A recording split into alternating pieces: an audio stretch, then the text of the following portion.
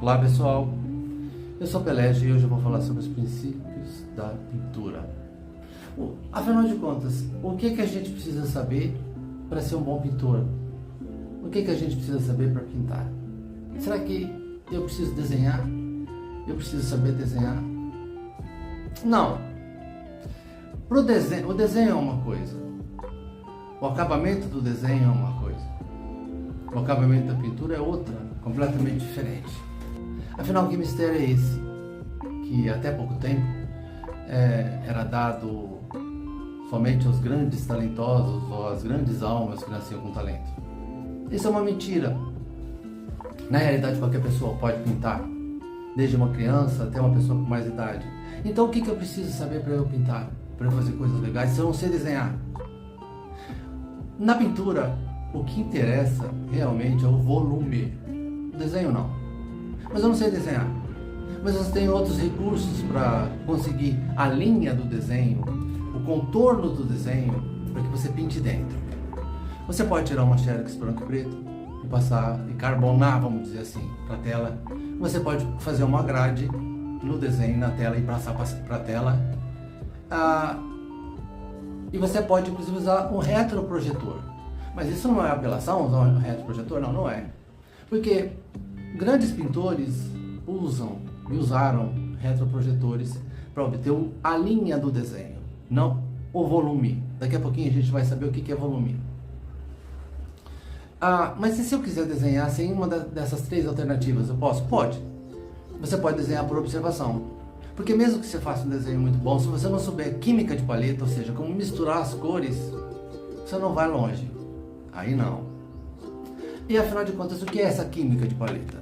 A química de paleta é como nós preparamos as nossas cores para pintar.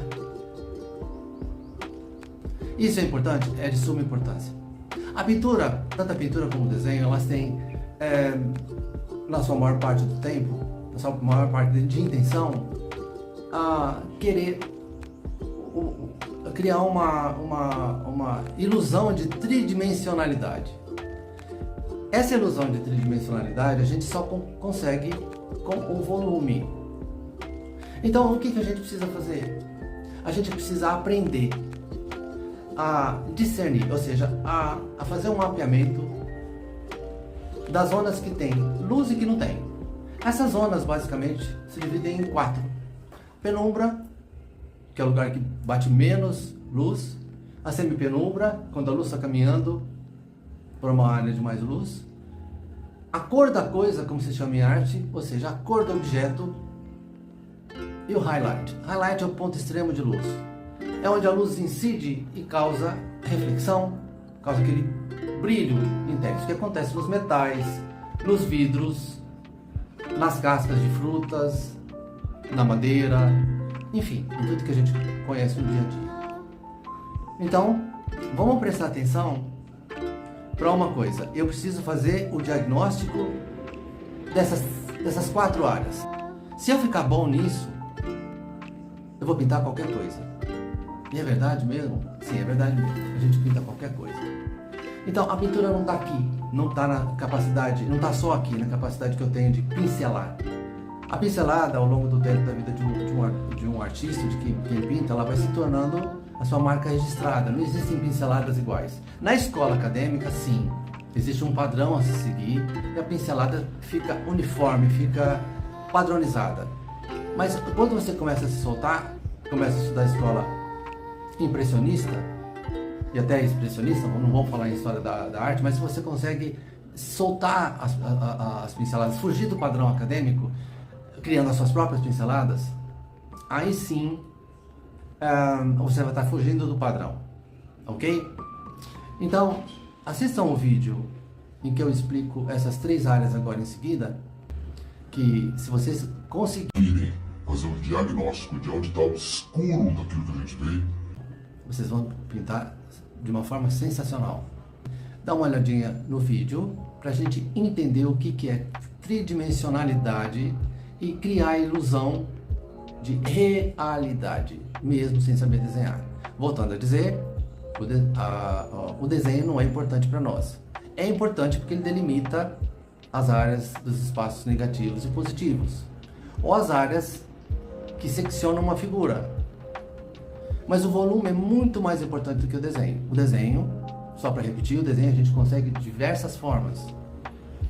O volume não. Vamos dar uma assistida no vídeo, depois a gente volta. Então vamos lá, pessoal. Só para a gente observar essas 4 zonas que eu falei atrás, numa obra minha. Esse elefante é um desenho / pintura feito com pincel seco, a óleo. Então, por que a gente percebe o volume do elefante? A gente percebe o volume do elefante por causa disso. Por causa dessas 4 áreas que eu falei para vocês. Aqui está a penumbra, ou seja, a área mais escura. Vejam, acompanhem a penumbra. Aqui e aqui. Aqui e aqui todo. É uma área de penumbra. Sem isso daqui, sem essa profundidade, a gente não perceberia, por exemplo, o volume cilíndrico, não é? Nem no volume esférico.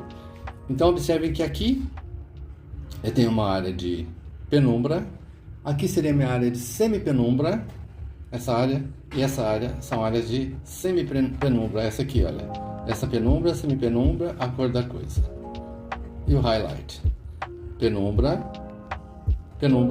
semi-penumbra, a cor da coisa e os highlights aqui.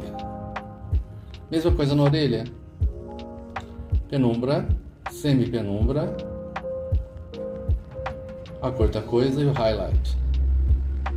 De novo, penumbra, semi-penumbra, a cor da coisa, highlight.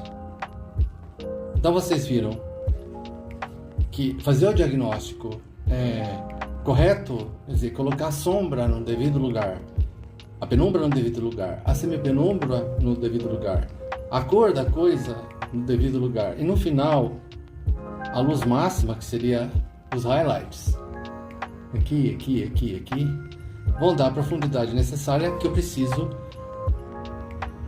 vão dar o volume necessário que eu preciso e a profundidade para dar a ilusão de que isso daqui está em terceira dimensão. A gente percebe o volume de um elefante, ou seja, das formas esféricas, das formas cilíndricas, das formas cônicas, ou enfim, de todas as formas, ok? Se eu inverter, ou se eu apagar, por exemplo, isso daqui, eu vou perder completamente a ilusão de profundidade que eu tenho. Vamos para o próximo exemplo. Então vamos lá, pessoal, o que a gente vê aqui?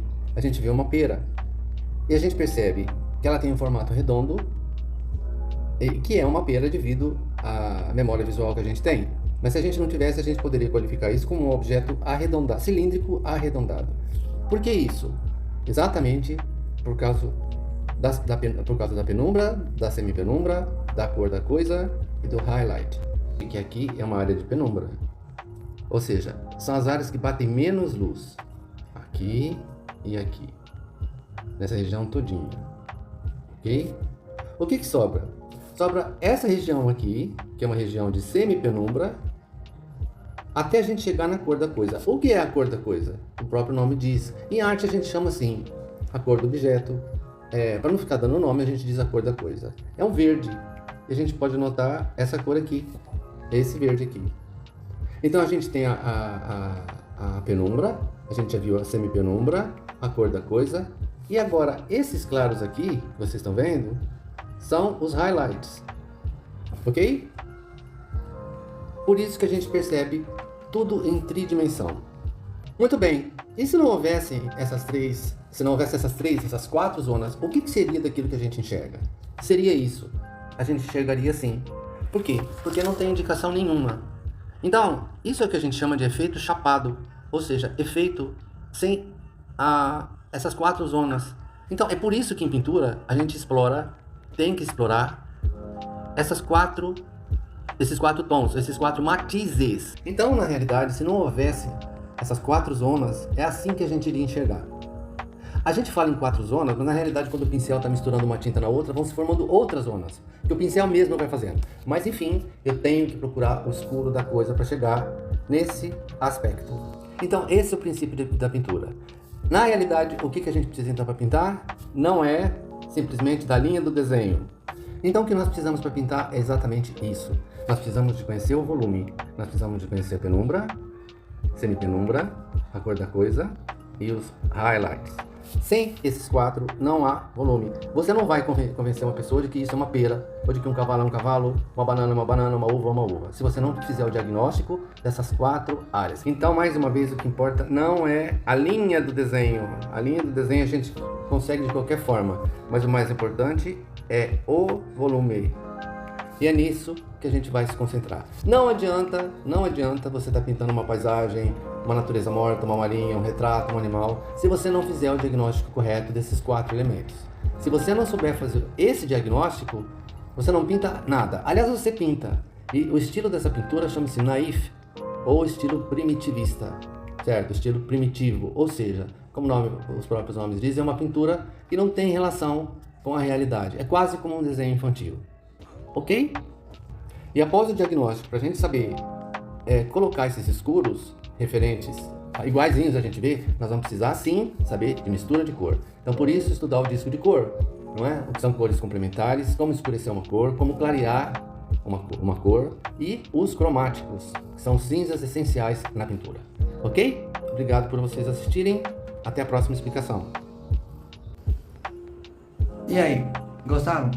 Pois é, isso reforça o meu princípio de tridimensionalidade, né? E de diagnóstico das 4 zonas importantíssimas na pintura, que é a penumbra, semipenumbra, a cor da coisa e o highlight. Se você não souber fazer esse diagnóstico, não aprender, não treinar os seus olhos para fazer esse diagnóstico, você não pinta. Agora, se você treinar a visão para que ela faça o diagnóstico dessas 4 zonas, aí sim. Então, mais uma vez, só para dizer que a pintura não está na habilidade manual somente. Ela está aqui. Ela está no meu poder de observar o escuro, que é o que dá forma às coisas. Ok? Então, procure começar numa pintura sempre pelas tonalidades mais escuras, se você estiver pintando a óleo ou acrílico. Aquarela não. Aquarela é outra coisa. Mas a pintura a óleo ou acrílica, a óleo principalmente, procure começar pelos tons mais escuros. Ou seja, o tom da penumbra ou semipenumbra. Ok? Fica essa dica aqui muito importante. Até o próximo vídeo. E não se esqueçam que agora eu tenho um programa especial de arte online, onde eu dou suporte para você. Não é aula de plataforma. Você vai falar diretamente comigo, você vai pintar na sua casa e eu vou te dar a supervisão. Você vai tirar fotografia, vai mandar para mim e eu vou te dar a supervisão online. Meu suporte vai ser para 20 pessoas, não mais do que isso. Tá bom? Vejo vocês no próximo. Até mais.